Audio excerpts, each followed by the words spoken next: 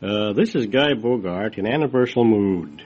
Tonight is the start of the 4th year of our CATS program over KFOX, and there are no purrs loud enough to tell you how comfy and satisfying it has been for 156 weeks to feel a sweet partnership with you folks of Southern California. If I could purr as loudly as our mutual friend Barty, you'd know what I mean. Feeling that we're doing something for the fur babies has been a joy. Hoping we've done something for folks is even more. We've had a lot to say about cats being equal pals with us, but if any impression has been left that I underestimate the friendship and worthiness of the human, let's start our 4th year with a reaffirmation of my faith in man, collectively and individually. We have a long way to go, folks, but out of the depths of the world troubles today, we're headed upstream. Following the cats, we'll make the grade. If we don't, the cats will. But I assure you, mankind will also come in out of the smog. What has impressed me most in these 3 years of talking to you, in rambling fashion about the poetry, romance, and appreciation of cats? Just this. Your friendly cooperation and help and fellowship. I haven't been able to answer all of your letters and kindnesses, but have tried to do so as far as I can.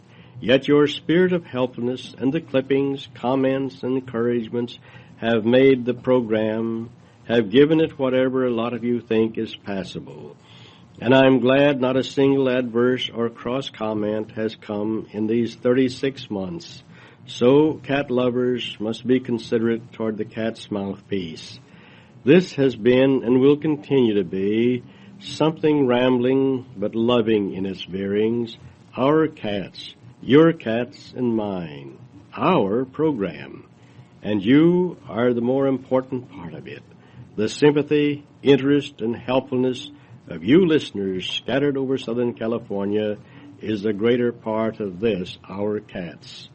Maybe you sometimes feel I am scolding when I talk of the marauding cat bills, vivisections, and scores of the needs of the fur babies and their friends, the perps.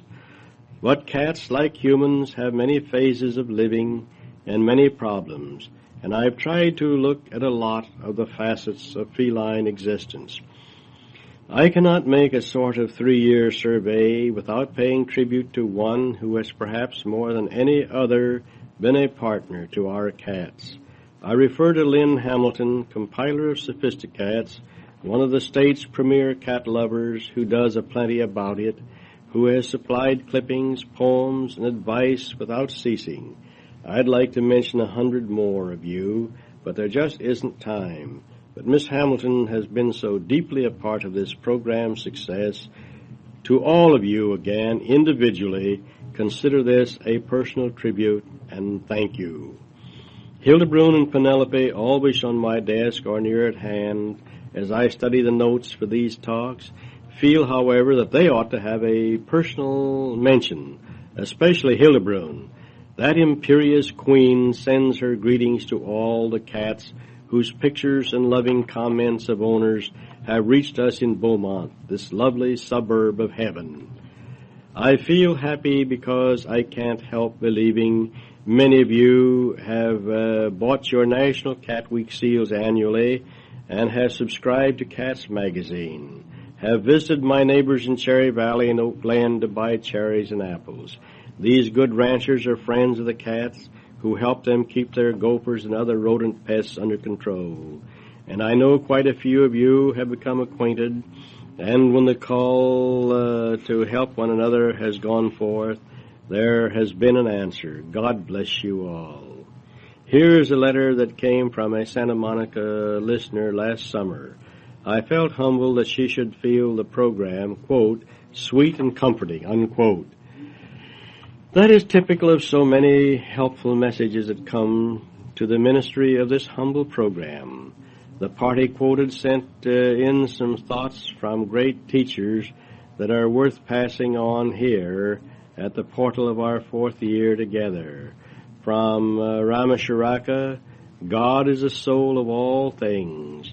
He is a light that shines in us when the veil is rent. From Gandhi, life is a perpetual triumph over the grave. From the master Khalil Gibran, it is but the trembling of the shepherd when he stands before the king whose hand is to be laid upon him in honor. All these references are to the sweet miracle of death, and were called forth by the reading of Silence Buck Bellow's lovely poem on death. From my favorite of favorites, the Bhagavad Gita, the Lord's Song, the indwelling spirit that is in every body is indestructible, being eternal. Therefore, thou ought not to be able to mourn any creature. End of the quotes. I can quote these sayings from our Santa Monica member of the KFOX family because I am sure they apply equally to you and your cat. Hildebrand says, the script calls for a poem right here, and one learns not to contradict the boss. Fortunately, Lynn Hamilton's anticipated her wish, and here's one by Francis Childs from the Florida Magazine of Verse. We have cats, or do we? The inhabitants of Hamelin, they have rats, but somehow or other we have cats. Meek little tabbies, night-blooming toms, off-color kittens with the promiscuous moms, glamour girls and flapper cats with personality plus, Boy Scouts and dapper cats. They all took us up with us. They sleep in our chairs, sprawl on our settees, so besides cats, we now have fleas. They pick at our pantry, yelling, when do we eat? Strop their claws on the furniture, wash their faces with their feet. They make love with sound effects. We can't sleep nights, for we have cats, and they have fights. They cover us with cat hairs, have kittens in our hats, live the life of Riley, and so do our rats. We don't know the answer, but the question is thus, do we have cats, or do cats have us? Francis Childs asked the question. Don't all answer the question at once. I have a recent copy of Mrs. Joseph Marshall's Cat Tips from Texas before me, one of the most welcome visitors to my desk when the cats have room to lay it out to enjoy. Down there in San Antonio, Texas, Mr. and Mrs. Marshall get around a lot of work besides getting out their little publication. A successful cattery, officials in the cat fancy group, state chairman of Texas for National Cat Week. Oh, I don't know just how many things they do. Fine folks. If you'd like to send $1 or $2 for regular visits of Cat Tips, or moderate advertising if you want to reach every state with your cat wares. I got all puffed up when I saw Mrs. Marshall had put right first thing something I wrote. Had forgotten about the writing it, but can't recall if I ever read it to you folks. But while not much shakes for poetry, at least it is short, and it does reflect the spirit of my constant appeal in these little fireside chats with you as a sort of a special pleader for all cats. Here it is. Keep them free. Free they came to us with faith, with trust, these ancient cats from out the wild, giving love. By God's law, let's keep their faith. Return them trust for trust, and live with them in love, free.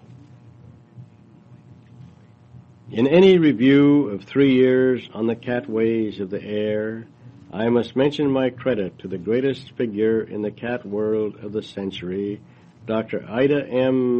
Mellon of Brooklyn. Her books, encyclopedia articles, her high standing as a biologist, a long life as a cat lover, all make her the greatest authority since folks started writing about cats. Time after time when questions have come up, I have written to Dr. Mellon, and no matter how busy reading proofs, getting out new books, she has dropped everything to give her time and knowledge to KFOX listeners. She has written letters to scientists in this country and abroad to get further light on questions propounded by you folks. So, on your behalf as well as my own, Here's a hearty thanks and appreciation to Dr. Ida M. Mellon, whose photo holds an honored place in my study right close to Dudley and Sandy of Little Valley and Hildebrand. And I'm mindful of the writers who have so generously contributed: Silence Buck Bellow of the Christian Science Monitor, that Texas-Californian Vivian Robinette, and Alice M. Clark of San Francisco, the undisputed dean of California cat lovers. Well, I'm sorry we can't name all of them. They'll be serving you through this 4th year.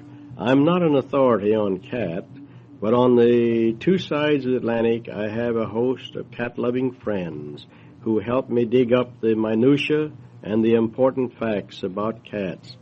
And don't minimize the value of the information in the clippings you send to me. Please keep it up. I remind you again, this is our program. What an anniversary occasion we're having tonight. Regular commencement exercises, but every program night is a new opportunity for fellowship and purring. Just time for a paragraph from Dr. Mellon's The Science and the Mystery of the Cat. Quote, "It fascinates in a variety of ways, each feline addict giving a different reason for yielding to its fascination. It is a great solace to a lonely soul. It is soothing and calm. It is polite and tidy, and the only suitable four-footed companion for the library, the dining room, and the parlor. It is good company on all occasions. It is sympathetic and understanding. Its electricity is stimulating. The softness of its coat is a sensuous joy. It is an aid in convalescence. Each individual differs so materially from all others that it affords a continuous, pleasant surprise, and one never can have too many cats. It is so little trouble compared with dogs and other pets. It repays in countless grateful ways the small care it entails. There is a psychic contagion in its merriment. It is an ornament to any home. It is art and music combined. It is a sweet, negative combined. Its beauty elevates the mind." Unquote. Those are some of the reasons that various people had written in to Dr. Mellon to emphasize why they loved the cat so much. We have rambled quite a bit in these 3 years past. I know from the hundreds of letters that you folks write, there's some of you at least that enjoy them. And I'm always glad to hear from you, have you help to create and to make this program. And I hope that in this coming year, which is beginning this our 4th year, that we'll have the same fine companionship that we have had in the past 3 years. This is Guy Bogart with love and joy to the congregation. Happy prayers and happy purrs.